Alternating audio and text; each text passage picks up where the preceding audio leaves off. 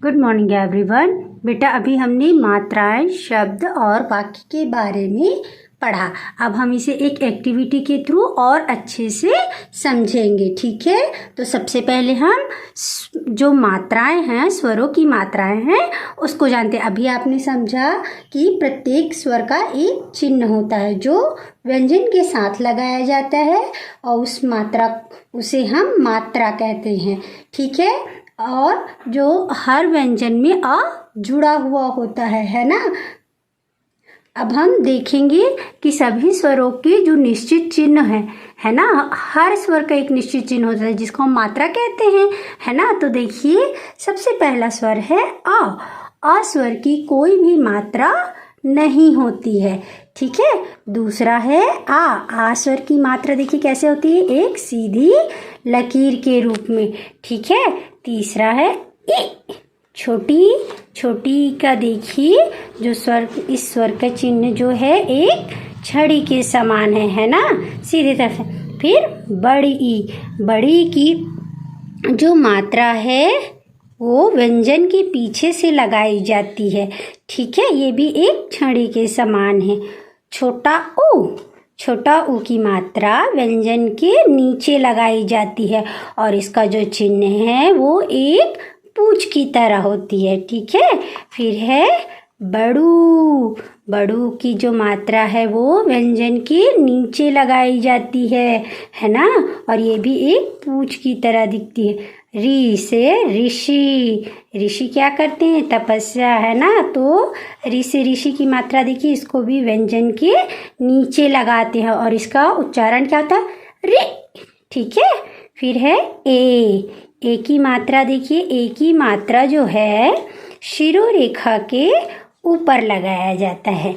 ये देखिए, ये शिरोरेखा और शिरोरेखा के ऊपर, ठीक है। इसके बाद देखिए ए की मात्रा भी शिरोरेखा के ऊपर लगाया जाता है, लेकिन ये दो होते हैं, ए एक और ए दो। दूसरा है, फिर नेक्स्ट देखिए ओ की मात्रा कैसे होती है, देखिए एक सीधी लकीर और शिरोरेखा के ऊपर भी एक रेखा, ये है ओ की मात्रा, ठीक है। फिर देखिए औ की मात्रा भी ओ की मात्रा के समान होती है, लेकिन औ की मात्रा में शिरोरेखा के ऊपर दो मात्राएं होती हैं, ठीक है। ये तो हो गए स्वरों की मात्राएं। देखिए अब जो आप अयोग वाव पढ़ते हो, अम और आ, उसकी भी मात्राएं होती हैं।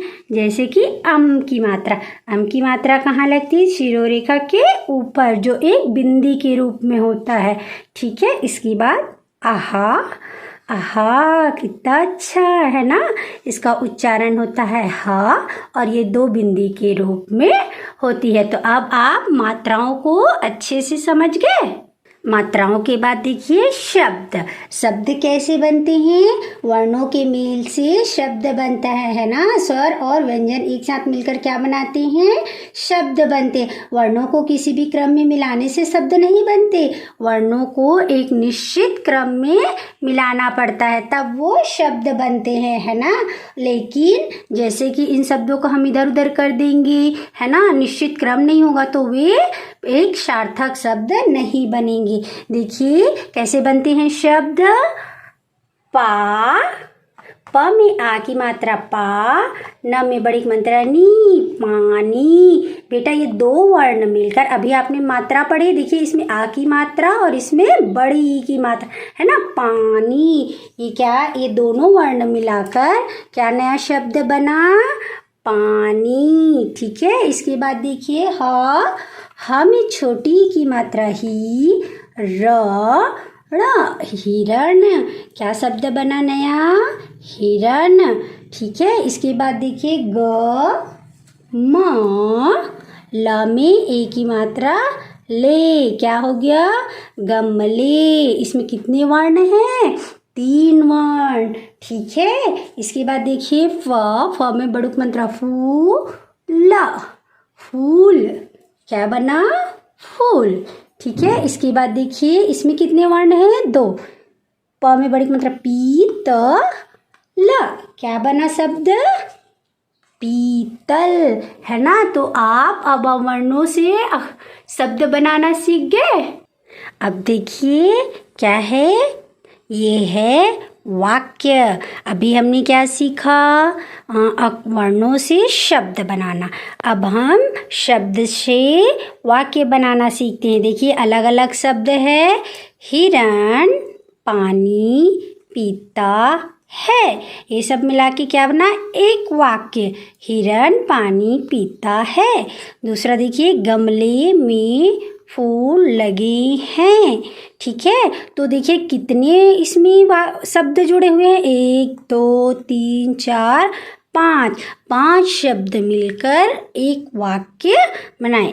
इस वाक्य में कितने शब्द हैं? 1 2 3 4। इसी तरह सभी शब्द आपस में मिलकर क्या बनाते हैं? वाक्य। और वाक्य बनाने के लिए भी हमें जो एक निश्चित क्रम होता है वो होना आवश्यक है, नहीं तो हमारा शब्द सार्थक नहीं बनेगा। जैसे कि देखिए, यदि हम है को यहाँ कर देते हैं और पानी यहाँ, हिरण है पीता पानी, क्या ये सही शब्द है? सही वाक्य है? नहीं, ये सही वाक्य नहीं है, है ना। तो एक सही वाक्य के लिए वर्णों का क्रम में होना आवश्यक है।